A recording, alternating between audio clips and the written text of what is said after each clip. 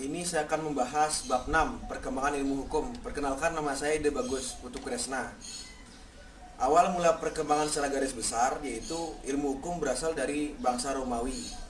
Karena pada zaman itu bangsa ini hukumnya paling baik dan negara-negara lain dipengaruhi selalu oleh hukum Romawi. Ilmu hukum itu pengetahuan mengenai masalah yang bersifat manusiawi.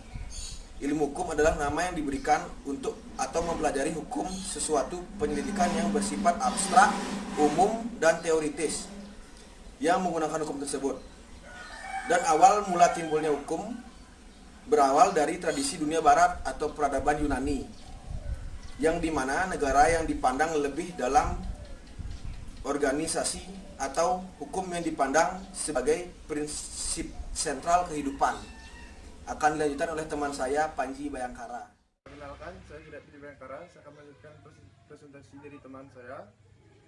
Di sini akan saya lanjutkan tentang perkembangan pemikiran ilmu hukum, di mana perjalanan atau perkembangan pemikiran ilmu hukum, yaitu konsep hukum sebagai nilai dan konsep hukum sebagai peraturan, dan diverifikasikan kedua konsep tersebut, dan melahirkan hukum yang bermacam-macam. Yang pertama ada sociological jurisprudence, yaitu fakta kebiasaan masyarakat. Yang kedua, sociology of law, yaitu sosiologi di tengah kebiasaan masyarakat. Yang ketiga, positive jurisprudence, di mana undang-undang yang berdiri tegak sendiri. Terus yang terakhir, philosophical jurisprudence, di mana itu artinya hukum berdasarkan nilai filosofisnya. Terima kasih.